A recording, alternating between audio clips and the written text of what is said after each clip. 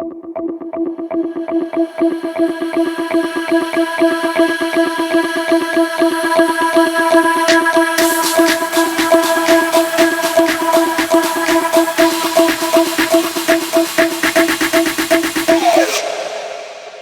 video na to, pag-usapan natin personal year numbers 7, 8, and 9.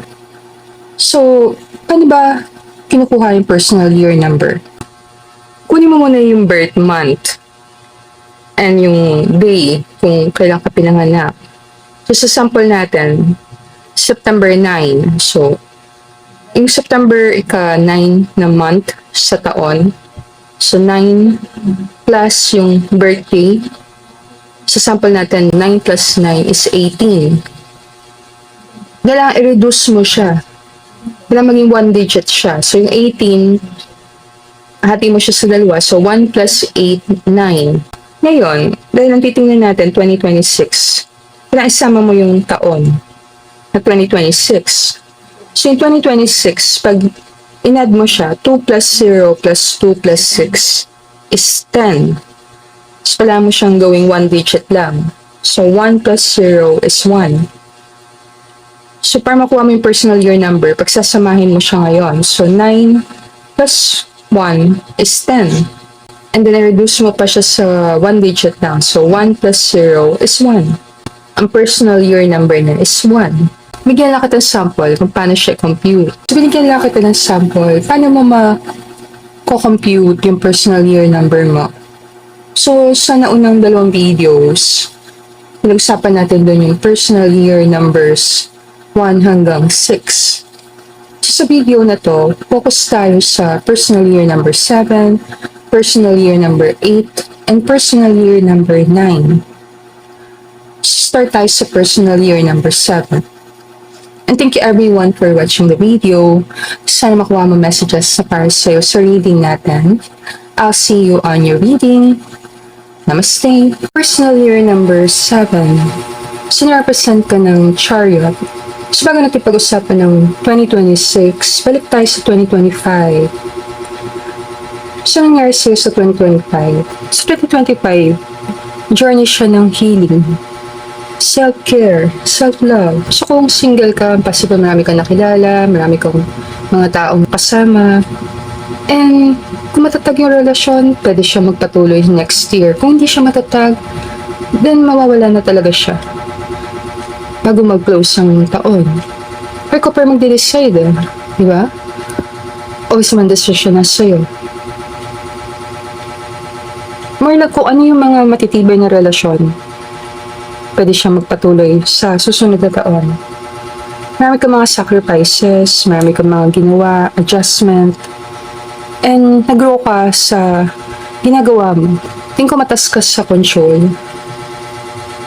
Sa 2025, and possible magpatuloy yan hanggang 2026. Para lang sa'yo, minsan kailangan natin maging flexible.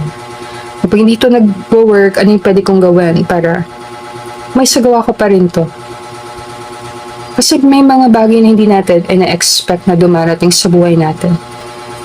So overall, maganda naman yung 2025. More lang, natuto ka na sa salitang compassion, na intindihan mo na, minsan, maganda din na tingnan yung pinanggagalingan ng isang tao. Natuto ka din maging transparent kung ano talaga nararamdaman mo, sinasabi mo. And na-realize mo na maganda talaga yung mga deep connection. 2025, gusto mong i-reinvent ang sarili mo, baguhin ang sarili mo. Baguhin lang talaga yung sarili mo. Kasi marami kang tinaray. Kung sa pagkain, nag-try ka ng iba't ibang klaseng pagkain. Kung sa workout, nag-try ka ng iba't ibang workout. Kung sa exercise, ganun din. Possible marami ka din nabasa ng mga books. Possible marami sa inyo nag-aral, marami sa inyo talagang nanonood ng mga videos na nakatulong para gumanda yung takbo ng isip mo, mindset. So, taon ito na mag-focus ka sa sarili. Pagpapaganda ng sarili, pagpapaganda ng mindset, and mapilang na enough ako. Ngayon punta tayo sa taon ng 2026. So sa 2026, number 7, personal year number mo. Ang 7, very spiritual number. So anong possible mangyari sa'yo? Kung mataas ang pangarap mo, sasabayan mo yung taon na yon, and feeling mo, parang wala nagsusupport sa akin, parang wala nakakaintindi sa mga ginagawa ko, then okay lang yun. Hindi nila kailangan magbago para magtagumpay ka. Matututo ka ng self-control. Kasi yung si Chariot, mataas siya sa self-control. Discipline. Yes, mataas din siya doon. So, ikaw ay magdidisiplina sa sarili mo. So, kung kasi nagpapaganda ka ng katawan, ikaw magdidisiplina sa sarili mo kasi ikaw lang ang makakapigil sa sarili mo. Ikaw lang din magdidisiplina sa sarili mo kung gagawin mo ba talagang dapat mong gawin araw-araw. Tingin ko lang, magkakaroon ka ng maraming time para mag-meditate, and kung meron ka mga ibang ginagawa na more spiritual, pwede mong gawin. Kasi marami naman mga ginagawa ibang tao. Like, mga taong nagdadasal, meditate, iba nag-yoga, iba napunta sa nature, iba grounding, lalakad na walang tsinelas, yung talagang nakapaalam. And iba naghihiling sa pamamagitan pupunta sa magagandang mga places, lapit sa dagat. Wala, very spiritual siya na taon sa'yo. Ganda din sa'yo magsulat. Magsulat ka para maintindihan mo tumatakbo sa isip mo. Like journaling. Marami sa inyo possible matalino. And mahilig mag-aral. Mahilig matuto ng mga bagong bagay. So, marami kang matututunan na bago sa 2026. Ngayon, kung nag-aaral ka talaga, bata ka pa, then tuloy mo pag-aaral mo. Possible, exciting ang pag-aaral mo sa 2026. Kung papasok ka na sa college, lalo na, diba? Busy-busy ka, diba? Ang daming gagawin. Ngayon, kung gusto mong bumalik sa pag-aaral, possible, maganda tong taon na to para bumalik ka. Kung may iniisip ka nun na bata, kapatid, anak, o sino man na nag-aaral, pwede may claim na mag-aaral siya mabuti. Magkakaroon ka ng oras para pag-aralan priorities mo. So, unahin mo mga priorities mo talaga sa 2026. Kung ano mahalaga sa'yo. And mas makikilala mo sa sarili mo. Mayroon kang tendency maging overthinker. Yes. Pag matalino ka, nag-overthink, kalimitan. Kasi nakikita mo na yung mga posibleng mga hadlang. So, pag masyado ka matalino, na-overthink ka na talaga. Like, pag ginawa ko to, ano mangyayari? Ito siguro mangyayari. And then, pag nangyari to, ano mangyayari sa parang gano'n nangyayari. Yes, kayo minsan, yung pagiging matalino, kailangan mo siyang pag-aralan mabuti. Ngayon, pag masyado kang matalino, minsan nahirapan kang gumawa aksyon. Kasi nakikita mo yung mga posibleng mali na pwede mong maranasan. E takot pa naman tayo magkamali. Sa school, pag nagkamali ka, pinapagalitan ka, pinapahiya ka. So, na-program na tayo na parang bawal magkamali. Kaso, sa buhay natin, iba naman ang dating. Natuto tayo dahil sa mga pagkakamali, diba? Pag tingnan mo yung buhay natin, marami sa mga natutunan natin dahil hindi tayo naging okay sa umpisa. Like nung pagbata, bumabaksak muna bago matuto maglakad. So, pwede mo siyang tingnan na gano'n. So, iba yung paano tayo pinrogram sa school, iba sa real life. Sa life, minsan kailangan mong maging malakas ng loob. Hindi mo makukuha ang gusto mo kung takot ka mag-fail. Kasi minsan kailangan mo munang mag-fail ng ilang beses bago mo makuha talaga. So, papakita na sa 2026, possible maintindihan mo na ang pumipigil sa'yo na makuha ang gusto mo is overthinking. Magkakaroon ka ng solitude, mas makikilala mo sa sarili mo. Kung nag-aaral ka, mas mapokus ka sa pag-aaral. Mas makikilala mo din yung ego mo, saka nati-trigger. Ay kung may mga malalaking challenges, mga pagsubok, hindi lang siya basta talampasan mo. Pag-aaralan mo, bakit ko naranasan to? Yung mga bagay na yun. So, para matuto ka na talaga. Like, ba't nangyari to? Ba't nangyari to? So, yung tinatawag sa English na shadow work. Shadow work. Possible yun ang mangyari sa'yo. time para kilalanin mo sarili mo, yung mga ayaw mo sa sarili mo, harapin mo. Para yung mga insecurity na yan, makita mo na, mailawan mo. And dahil ilawan mo na siya, nakita mo hindi naman to totoo, matatanggal mo na siya. So marami sa mga insecurities mo, pwede matrigger ng 2026. Mga emosyon na matagal na nandun na hindi nag-healing, lalabas. So very personal siya. Pwede din yan sa mga relationships, sa mga friends mo. Marami silang magawa na pwedeng i-trigger ka, pero makakatulong yun sa'yo para mas makilala mo sarili mo. So yung 7 more, nagtatouch siya sa emotion. Pwede maging very emotional ka sa taon na 2026. Maraming mga pagbabago sa mga nangyayari sa friendship and romantic relationships, kahit sa bahay at sa work. And kahit sa pinaka-soul level, malalim. Like sa iba sa inyo, pwede mo tignan 2026, mamang hirap ng taon na to, no? Parang nga. Meaning, pwede ka magkaroon ng judgment na parang hirap ng taon na to. Kasi trigger ako ng mga nangyayari. Pwede mo siyang tingnan na gano'n. Kasi very spiritual number siya. Sa iba naman sa inyo, pwede mo siyang tingnan na hindi siya mahirap. Challenging lang siya.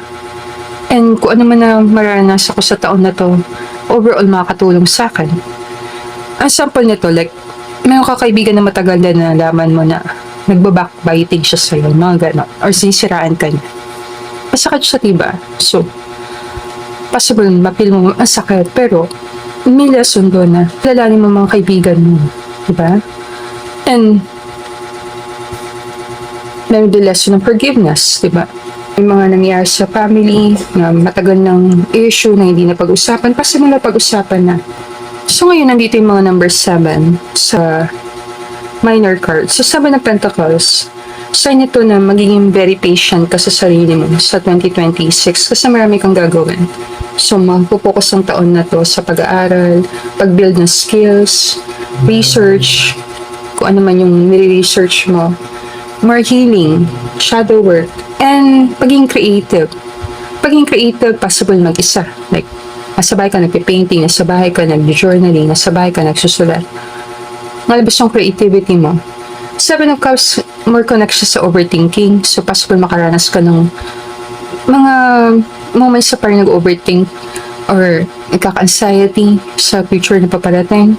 Pero manageable naman siya. Possible magawa mo ng paraan na maayos ito. Kung meron ka nito, more nagkaka-anxiety, then pwede mo siyang pag-aralan paano siya ma-handle sa 2026. Possible ma-trigger lang yung anxiety, overthinking sa'yo dahil sa maraming nangyayari. Ang daming mga nangyayari sa life mo sa 2026. Yung 7 of Wands, card ito na kung ano mga pagdaanan mo sa 2026, malalampasan mo lahat. Yung 7 of Swords, card to ng connect sa strategy. So, more strategies ka sa 2026. Meaning, ginagamit mo talaga yung isip mo sa pag-solve ng problema. Kita mo kung ano yung pinaka magandang daan papunta sa goal ko. More nag-iisip. Nakita ko na siya pagpaplano. Getting ahead. May mga temptation, tukso sa'yo sa 2026 na gawin ko kaya to shortcut na to para naunahan ko sila. Alam mo yon. May mga tao na naiinip na parang gusto magtagumpay na mabilis. So, may mga tao natutokso na pag ginawa ko to, automatic na sa taas na ako. Sample nito, kung let's say, gusto mong maging mayaman, na sila, sample lang to, kung let's say babae, gusto mong maging mayaman, may sa tutokso na mag-asawa na lang kaya ako ng mayaman, pero automatic mayaman na ako. Mga ganon. Or kung let's say, gusto mo magkaroon ng pangalan, mag-partner na lang kaya ako sikat, para sikat na rin ako. Ganon ko siya kikita. Para siyang in a way, form ng cheating. Parang dinadaya mo, parang yun. Ngayon, may mga tukso na ganon sa 2026 na magpapakita sa'yo na pag kinuha mo to, shortcut to, makuha mo gusto mo. Kaso, kailangan mo pag-isipan mabuti. Possible na magkaroon ka ng mga maraming challenges sa salitang temptation, tukso. Nasa sa'yo kung nalayuan mo yung mga tukso. Meaning kung meron kang karelasyon possible sa 2026, may mga tukso na dumating.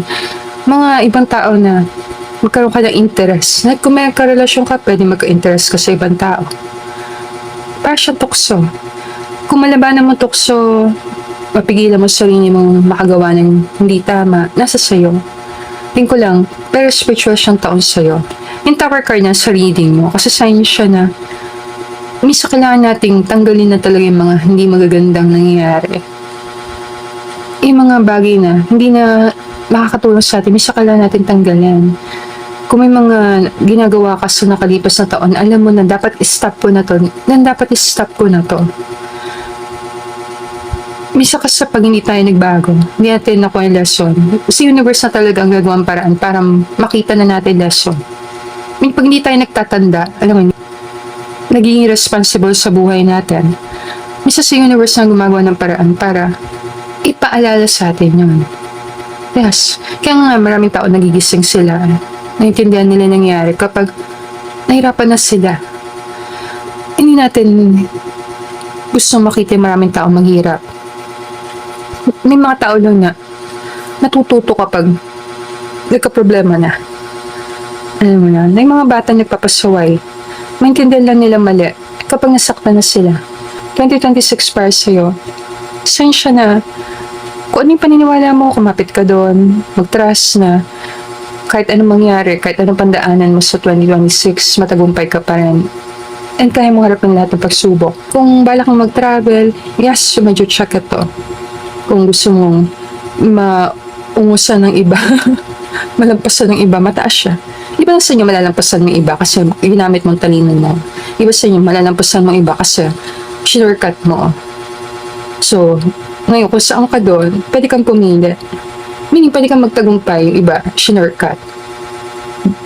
Anong yan? Shortcut. Like, kung let's say sa social media, gusto mo maraming followers, yung mga bumili ng followers, mga ganon. Shortcut.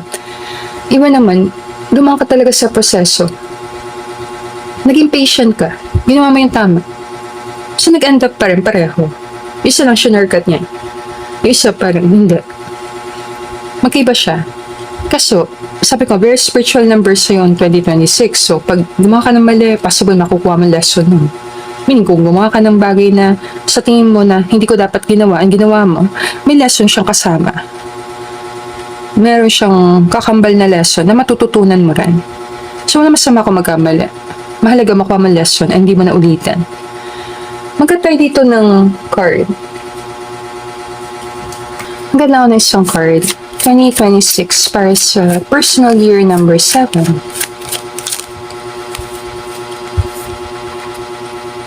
Lack, doubts. Nahirapan ka mag-trust. Para sa'yo, mas makabuti sa'yo magkaroon ng trust. Trust sa higher power or trust kay God or trust sa universe na kahit anong mangyari, hindi ka naman pababayaan. Kahit wala ka nakikitang nangyayari maganda, wala ka nakikita na positibo nangyari, mag-trust ka na may ginagawa si God behind the scene para sa'yo. Kung single ka, let's say, naghanap kang partner, pakiramdam mo, parang wala akong makita na bagay sa akin, mag-trust ka na meron. Minsan yung mga inihaharap sa atin ng universe ng mga tao, salamin lang kung ano yung relasyon natin sa sarili. So, nahirapan tayo mag-trust sa sarili natin, then mahirapan tayo mag-trust sa ibang tao. So, kailangan natin tingnan yung relationship natin sa sarili natin. Meaning, kung loving kang person, like love mo sarili mo talaga, like meron kang feeling ng love sa sarili na kahit ganito itsura ko, kahit ganito nangyari, kahit may pagkakamali ako, hindi ako guide sa sarili ko. Then, possible maka-attract ka ng tao na ganun din. So, the more nagdududa ka sa sarili mo, makaka-attract ka ng mga tao na nagdududa ka din. Hindi mo ma-attract yung tao na hindi ka-match ng energy mo. Mas sakit lang siyang tingnan kasi minsan may mga na-attract tayong mga taong parang negative, parang mga toxic. Pero, sign yun na pag palaging ganun klaseng tao na attract mo, possible may judgment ka sa sarili mo na kailangan mo siyang tingnan mabuti. Alam mo yun? Kasi kailangan natin tingnan ng relasyon natin sa sarili natin. Relationship sa sarili natin. Kung ano yung mga pagdududa mo, mga takot mo, mga feeling mo na wala sa life mo, possible malampasan mo yan. Tingin ko lang, isa siya sa magandang taon mo kasi dito ka mag-grow as a person. Kaso yung growth kasi, hindi siya Hindi siya madali. Sabi ko, minsan tututo tayo dahil nagkakamali tayo. Natututo tayo dahil nasasaktan tayo. Minsan dumadaan tayo sa mga challenges. Pero kung anong makuha mo doon, lesson, madadala mo yun sa mga susunod na taon. Like example, kung nagtayo ka ng business sa 2026, let's say lang, at hindi siya nagtagumpay, hindi ibig sabihin nun, huwag ka na magnegosyo. Ang ibig sabihin nun, kailangan mo pang matuto. Kailangan mo pang aralin pag negosyo. Para sa susunod na taon, magsimula ka ulit, try mo ulit, and possible gagana na siya. Yung mga failure na darating, kung ano man yung mga dumating na feeling, hindi ko na kung gusto ko, yun din ang mga blessings mo.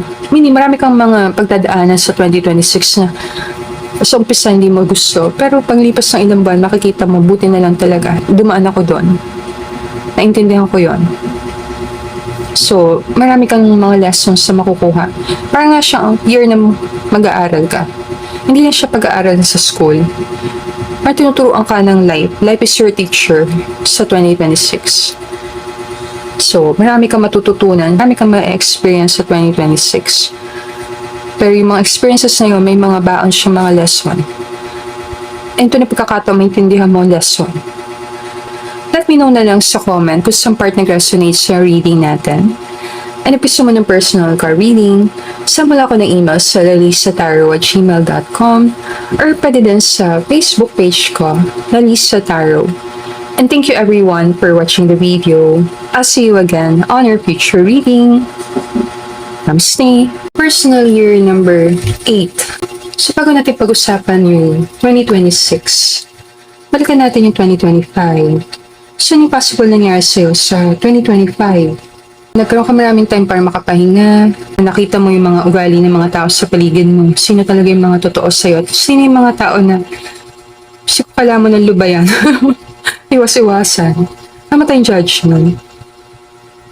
Walang pinapakita na nakita mo yung mga superficial, mga tao na hindi ganun kalalim ang connection sa'yo. Nagkaroon ka ng very spiritual na taon. Nagkaroon ka na maraming time para magplano, mag-isip kung ano ba talaga yung gusto mong gawin sa buhay mo. Marami sa'yo nagkaroon ka midlife crisis. May possibility din na nagkaroon ka na maraming mga problema, pinagdaanan, hindi lang sa relationship, pati sa family. Minsan nagsabay-sabay pa talaga siya sa 2025. Pero napansin mo na kahit ang dami nangyari, nalampasan mo lahat yun. Kung very talented or skillful ka din, 2025, inaral mo talaga yung skill na yun. And ginagalingan mo doon. Kung nasa social media ka, possible ang dami mo naintindihan sa social media. Dami kang mga natutunan. Kung nasa school ka din, napakadami mo natutunan sa taon na yun. So, anong possible sa'yo sa taon na to? Kung nahirapan ka sa kaperahan ng 2025, bawing-bawi ka sa 2026. Kasi ang dami mo natutunan, diba? Dami mong lesson na nakuha. Kung may love and hate connection ka sa pera ng 2025, hindi, love ka na ng pera sa 2026. Best friend mo na yung money. So, malapit ka sa abundance. Sa career, yes, maganda din. So, a possibility marami sa inyo na gusto mo nang lumipat ng work, pipigilan ka ng kumpanya mo na huwag ka umalis, please. Na-offeran ka ng mas magandang posisyon. Marami lang sa inyo ganyan nararanasan. Feel mo, ayoko na mag-work dito. Iba na yung gusto ko. Possible, very strong ka sa 2026, strong character, very disciplined. Pag dumaan ka talaga sa spiritual na taon, yung susunod na taon, parang superhuman. Alam mo yun? Strength card na sa reading Sa strength card sa reading, sa inyo na, yung talagang strength ng taong lakas. Na-develop yung resilience mo. Kasi ang daming pinagdaan sa 2025, sa 2026, parang hindi ka na nga kabado. Si The Star na sa reading, so sign nyo to na marami sa mga wish mo, dreams mo, halos abot kamay mo na sa 2026. So gaganda yung career mo, gaganda yung kaperahan mo, kakaroon ka ng power dahil responsable kang person, marami kang mamamanifest kasi gumagawa ka ng action, lalo na kung may big purpose ka. And resilient ka, malakas ang loob mo, naka-align ka sa purpose mo, alignment. Pag naka-align ka, madali.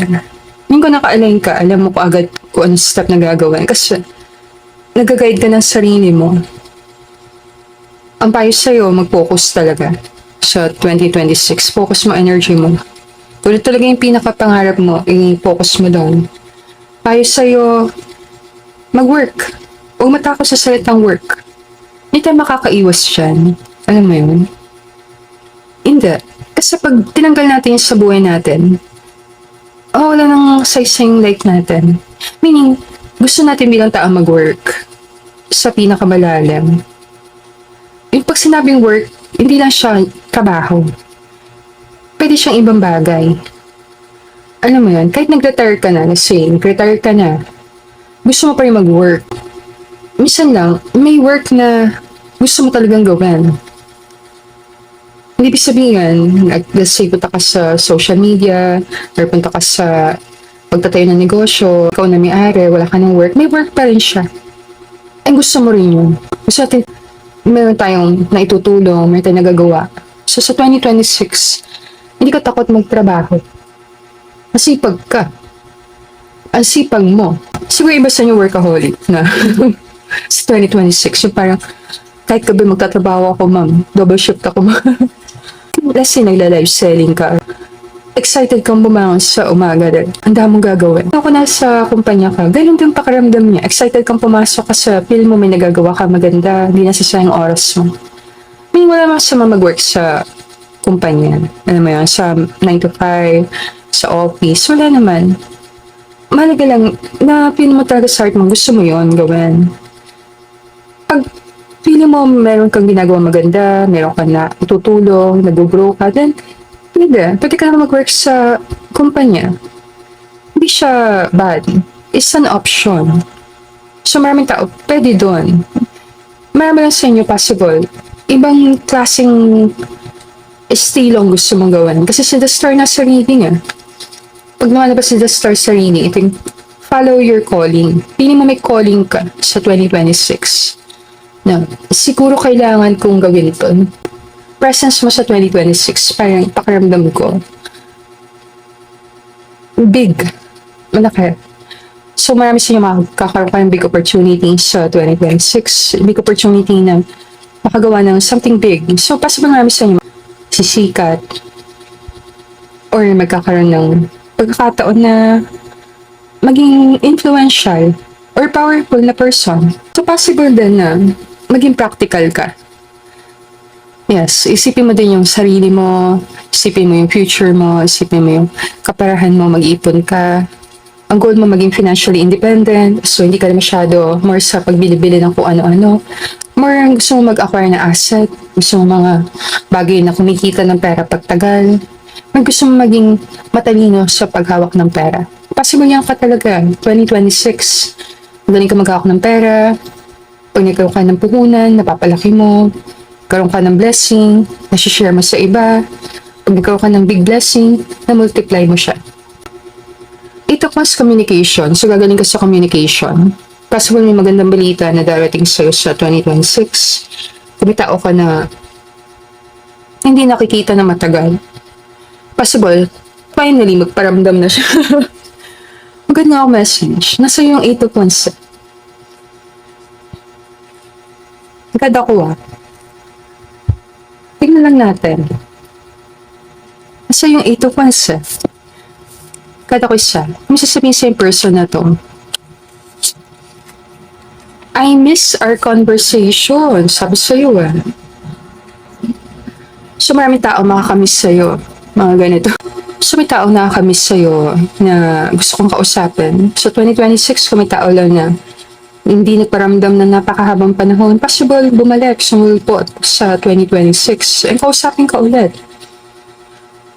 Wala siya 8 of Wands, maganda siyang card. Card siyang good news, maraming good news darating, travel, and mga opportunities na alam mong darating.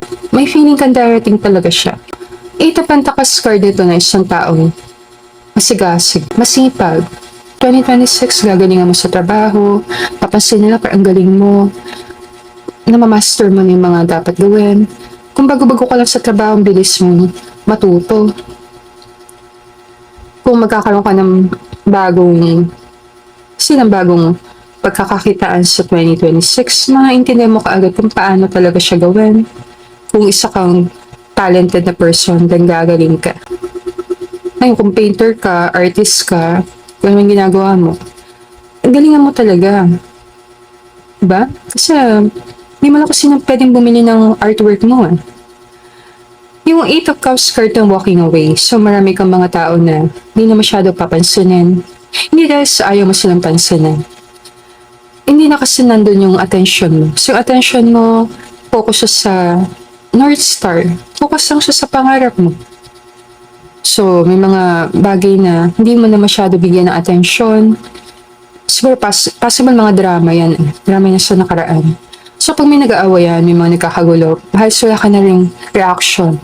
Wala kang care sa bali-balita, sa mundo. May mga bagay na hindi nakaka-apekto sa'yo. Nagtatrust ka na kung anong kailangan mo malaman, malalaman mo. Staying on your own lane. Sinasabi nila na, focus lang ako sa buhay ko. Wala na akong ginagawa masama. Ginagawa ko lang yung dapat mong gawin. Sa 2026, seryoso ka talaga sa pangarap mo. Ayaw mong pigilan ka ng kahit na sino. Possible tahimik ka sa mga achievement mo, hindi mo halos na ipopost. Marami sa mga makukuha mo sa taon na yon. Kasi yung sekreto mo. Na may tinatawag nga dyan yung parang millionaire next door. Mga gano'n. Hindi mo alam, kapitbahay mo millionaire. Mga gano'n. Di halata. Kasi simple lang yung tsura. Parang ganyan dating mo. Hindi halata. Nag-level up na pala yung life mo, hindi mo pinapahalata. The Knight of Swords. Card to ng hindi ka makagalaw. Kasi may mga bagay sa life mo na parang feeling mo napipigilan ka. Maintindihan mo kung ano yun, bakit nangyari yun, at saan yun nangyari. Marami dito mindset mo. Makikita mo na ang pinakamahigpit na kalaban mo sa buhay mo, ikaw. Diba? Ikaw kalaban mo. Isasabi nila, ikaw ang worst enemy mo. Dududa ka minsan sa kakayanan mo kahit alam mo kaya mo. Kasi sa 2026, makikita mo na yun na wala naman ako dapat katakutan. So, kakaroon ka ng more lang trust sa sarili na kung nagawa ko noon, kaya ko din ngayon. Hindi ko maganda yung taon ng 2026 sa'yo. Maganda ko ng card.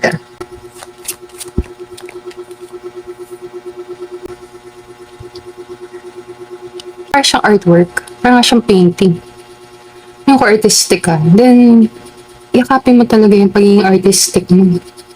Kung magaling ka talaga sa arts, talented ka, then ipakita mo. Huwag ka matatakot. Ikaw taon mo yun para mag-shine. Taon mo yun para ilabas ang galing mo. Magkakaroon ka ng compassion sa maraming tao. Sa 2026, maintindihan mo na maraming tao sa life mo, maraming tao nakikita mo sa buhay mo, or sa mundo lang, dumadaan sa mga problema. Maraming tao nag-healing, maraming tao may mga sarili mga battles, may mga silent battles.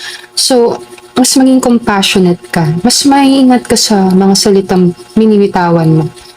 So, sa 2026, more iniisip mo din yung nararamdaman ng ibang tao. Kung sino mo nakakasalamuha mo, more gusto mo mag-spread ng positive vibes, gusto mo ng good vibes, ayaw mo ng negativity. So, possible sa 2026, maraming taong makakaalala sa'yo, maraming taong magpapasalamat sa'yo, maraming taong natutong makausap ka. But I think all good na tayo. Pero wala na ako ads sa reading. Let me know na lang sa comment kung saan part nag-resonate sa reading natin. Punta na ako sa next number. And if gusto mo ng personal card reading, sama lang ako ng email sa email address ko, delisataro@gmail.com, or pwede din sa Facebook page ko, Delisa Tarot. Thank you everyone for watching the video. I'll see you again on our future reading. Namaste! Personal year number 9. Sinerepresent ka ni Hermit sa reading natin. So bago natin pag-usapan ng 2026, balikan lang natin 2025. So sa 2025, possible marami kang mga na-manifest. And marami sa inyo, yun yung time na promote ka, karoon ka ng authority. Pwede ko na nga sabihin na may mga financial blessings na dumating sa'yo sa taon na yun. More nakapagplano ka, nakagawa ka ng tamang action. And kung may mga problema man, mga issue, na solusyonan yun ng maayos. So, in 2025, taon siya ng pag-iipon, pagkakaroon ng mga savings, or sabihin natin pagkita ng maganda. So, pwede mo pag-aralan. Naramdaman mo ba na medyo umangat yung kaperahan mo sa taon na yun? Pakita lang na may mga blessings na dumating. Sa taon ng 2025, marami kang mga rewards na nakuha galing pa sa mga nakalipas na taon na gamit mo talaga yung oras mo ng tama, energy mo na focus mo talaga sa tamang direksyon. So kung focus ka sa career, possible gumanda yung nangyayari sa career. Kung focus ka sa business, possible gumanda yung takbo ng negosyo. More nag-improve siya, nagkaroon siya ng magandang pagbabago. So mataas ang intensity noong 2025, possible ng daming ginawa. More siya sa financial. So, possible marami ka din mga tiningnan ng mga paraan para kumita ng pera. Kung na-focus ka sa personal, then possible yun yung taon ng personal empowerment. Pinapatatag mo yung sarili mo, tinutulungan mo sarili mo, minamotivate mo sarili mo. Hindi ka naghihintay ng mga tao na hiyain ka. So, kung gusto mo tumakbo, tatakbo ka mag-isa. Kung gusto mo mag-gym ka mag-isa. Walang, hindi mo kailangan ng makakasama. Pinupush mo yung sarili mong gawin mga bagay-bagay kahit nag-iisa ka. Marami kang achievements sa taon na yun. Marami kang mga bagay na sabi mo and ginawa mo and nakuha mo. Kasi marami kang mga resibo. Marami kang mga patunay. Mga tropeyo. Yan. Marami kang mga blessings na nandun talaga. Pwede mo lang sabihin blessed ka ng 2025. Marami kang mga nagawa. Hindi nasayang yung taon na yon. In 12 months na yun, naging productive ka. Ginamit mo talaga yung oras mo sa tama. Yun ang focus ng reading natin, 2026. So sa 2026, personal year number 9. Pag lumalabas yung number 7, number 9, very spiritual number siya. So sa 2026, taon na to ng kompletuhin. So, meaning, kung may mga bagay na hindi ka natapos ng 2025, kailangan tapusin na siya sa 2026. So, possible, kakaroon ka ng reflection, healing, very spiritual number din, yung 9. So, yung mga chapters na tingin mo close chapters na hindi mo na babalikan, or sa inyo hindi ka na babalik sa ex, marami lang. Pero kung gusto mong balikan na ex mo, bahala ka na. Marami lang sa inyo mag-move on ka na sa nakaraan. And kung close na yung chapter na yun, hindi niya talaga kayo pwede, then move on ka na sa next chapter. So, maraming mga endings na new beginnings din para sa'yo. So, taon ito ng letting go. Letting go ng mga bagay na hindi nag-work na sa'yo, letting go ng mga tao na hindi naman nakakadagdag sa'yo sa growth mo as a person. Letting go ng mga tao, bagay, pangyayari na hindi naka-align. So, kung ano yung mga hindi na talaga kailangan tatanggalan. Kung sa bahay ito, marito yung pag-alis ng mga bagay sa bahay, declutter, yung mga kalat lang, yung mga tinambak doon na hindi na kailangan nandun. Clearing yung energy. So ngayon, kung may ka sa punsoy, possible nagkaroon ka ng pagkakataon, ayusin yung kabahayan mo, i-rearrange, tanggalin yung mga furniture na hindi na ginagamit, and then next year, papalitan mo yung mga bagay na nandun sa bahay mo, gagawin mo mas maganda. Kung may mga bagay na sira-sira, na hindi na maayos, yan tatanggalan. Possible sa 2026, marami kang mga bagay na makukuha kapalit ng mga bagay na nawala. So, kung may mga bagay na hindi na nag-work, tatanggalin. Kung may mga nasira, okay lang, mapapalitan pa rin siya. So, very positive siya na taon. So sa 2026, magkakaroon ka din auditing. Kung sa business to, titingnan mo talaga kung anong kinita ng negosyo mo. Merong review. Yung kung mag-exam ka, then pwede siya review para sa paparating na exam. Or lang siya parang magki-clearing ka, nilinisan. Kung sa health ito, ganun din. Tatanggalin mo na yung mga bad habits, yung mga nakasanayan mo hindi na makakatulong sa'yo. Ila-let go mo na siya. So, sa 2026, excited ka sa mga pagbabago.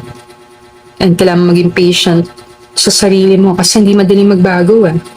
Like kung tinatanggal mo yung negatibong, sabihin natin habit, minsan hindi siya madali. So, kailangan mo ng patience. Personal year number 9, ang meaning niya, make space para sa bago. So, magkakaroon ka ng space para sa bago. Gagawin mo yung dapat mong gawin. Kung may mga kailangan tatapusin. Kung nahirapan ka sa nakalipas na taon, di pwede mo na i-claim na matatapos na siya. Ay magkakaroon ka ng pagkakataon na magkaroon ng cleansing. Kung pili mo lang parang bad energy nandun, then matatanggal na siya. Kung lasing matagal ka nakatira sa isang lugar, na-stuck ka na sa lugar na to, pwede ka lumipat ng ibang lokasyon. Pwede. Ganito yung pakiramdam kung feeling mo yung mga ginagawa mo, hindi na talaga something na gusto mong gawin, pwede mo din siyang palitan ng bago. Kung sa relasyon, ganun din. Pwede ka magkaroon ng new relationship. Sa mga kaibigan, pwede ka magkaroon ng mga bagong kaibigan. So, pwede ka magsimula ng bago. Kung may magtatapos, pwede ka magsimula ng bago. Kung meron ka i-renew, meron ka kailangan balikan. Pwede din to sa mga properties na napabayaan ng mahabang panahon. Possible ito yung taon na haharapin mo na siya, ayusin mo na yung property, kung anong gagawin sa kanya, kung gusto mo ibenta, pwede.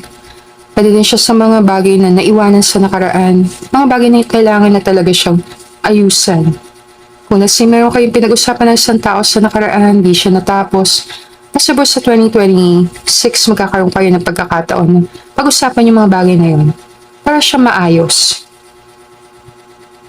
Like kung meron kang property na binibili, possible 2026, magkakaroon na siya ng completion. Kung naman, meron kang hinihintay na opportunity, nagpasa ka na, ay naghihintay ka, possible na mating siya sa taon na yun. Para hinihintay ka ng isang bagay na kailangan mo para sa next chapter ng life mo. So, sample nito, kung nag-aaral ka, gagraduate ka, then hinihintay mo graduate ka, para makapunta ka sa next chapter. Kung naman nag-abroad ka, naghihintay ka ng balita, kung makakapunta ka na sa ibang bansa, may hinihintay ka na kailangan mo para makapunta ka sa next chapter. Nandito yung mga number 9 sa tarot card. So, 9 of Pentacles card yung financial independence.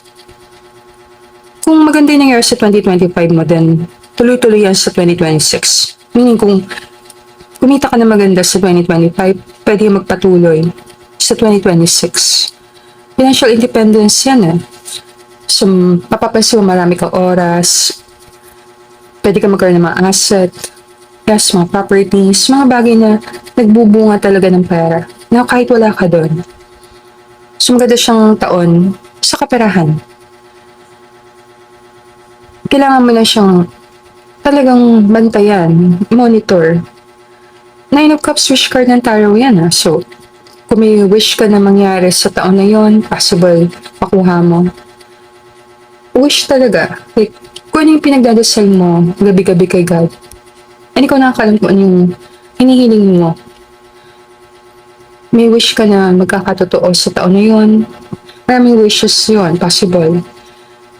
Kung meron kang wish talaga na ma-achieve, makuha sa taon na yon, possible, makuha mo yon. Hindi ko marami sa inyo magkakaroon ka ng freedom. Yung freedom na yun, pwedeng financial freedom, location freedom, time freedom. Like kung gagawa mong gusto mong gawin, sa time na gusto mong gawin. 9 of Wands card yan na hindi ako magkukwit. Hindi magkukwit. Meron kang energy na hindi ako susuko. So, pwede siya maging positibo, like, kung ano yung pangarap mo hindi mo bibitawan. Pwede siya maging negatibo, like, hindi ka magkukwit sa mga tao na kailangan mo na i-let go. Yung kung saan ka doon, ikaw magdidesisyon. Yung kung lang mayroon kang fighter mentality, lalaban ako. Kahit ma-corner ako dito, lalaban ako. So, palaban ka sa 2026.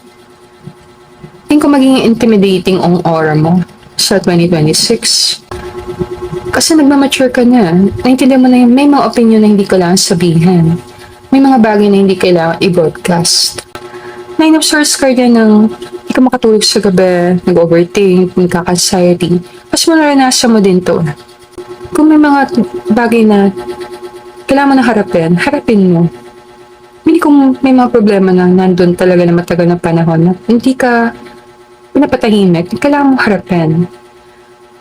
Hindi tayo makakaiwas sa problema. So, kahit mag-level up ka, gumandang kabuhayan mo, may mga problema pa rin darating.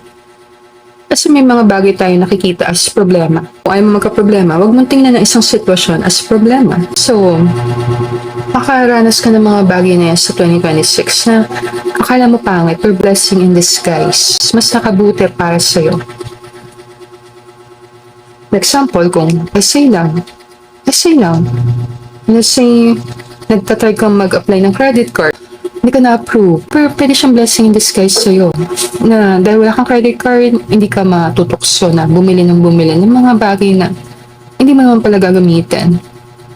Matututo kang maghawak ng pera, matututo kang mag-ipon. Kumbaga, pwede siya maging blessing in disguise. Kahit hindi siya yung gusto mong mangyari. Hindi lahat ng pangit na nangyari sa life natin is pangit talaga. Minsan yung mga nangyari hindi maganda, pangit, na tingin natin pangit, is para sa kabubuti natin. Saan ka papunta? Change, courage. Grabe oh. Yan. Kung pagsasakay ka ng mga aeroplano, diba, titingnan yung bigat ng mga dala-dala mo. Saan ka papunta? Marami sa inyo possible mag-abroad ka na. Wala yung pupuntahan mo. Diba? Ito yung bubalik ako para bilhin yung building. Napagpila kita. Release, yes. Yung taon na yun, letting go. Release, surrender, purge. Minsan tanggalin mo yung mga hindi nag-work na. Yes. It's time magkaroon ng pagbabago. Courage yan eh. Minsan takot tayo magbago, takot tayo sa pagbabago. Minsan ayaw natin iwan yung mga toxic na relationship, yung mga relasyon na hindi nakakabuti. Kasi takot tayo magkaroon ng pagbabago. Kumbaga, nasanay na tayo dito, ayaw na natin umalis dito. Kahit alam natin sa sarili natin na pag umalis ako dito, gaganda ang buhay ko. So, ikaw pa rin nakakaalam kung ano nangyari sa life mo. Kung feeling mo lang may mga tao, bagay, sitwasyon na kailangan mo na talagang abandonahin, iwanan, then 2026, mabibigyan liwanag kung ano yon, sino yon, or bakit kailangan mong gawin yon. Marami kang mga bagay na tatanggalin. Magkakaroon ka rin yung one. Babaguhin mo yung sarili mo, paano mo nakikita yung sarili mo. Ngayon, kung pupunta ka talaga sa ibang lugar, nilipat ka ng ibang bansa, hindi may claim na makukuha mo na yung mga bagay na yan sa taon na yan. Pero wala na ako at sa reading. Let me know na lang sa comment kung saan part nag-resonate sa reading natin. And if gusto mo ng personal card reading, send mo lang ako ng email sa email address ko, lalisataro@gmail.com, or pwede din sa Facebook page ko, Lalisa Taro. Thank you everyone for watching the video. Send ako ang mga messages na para sa'yo. I'll see you again on our future reading. Namaste!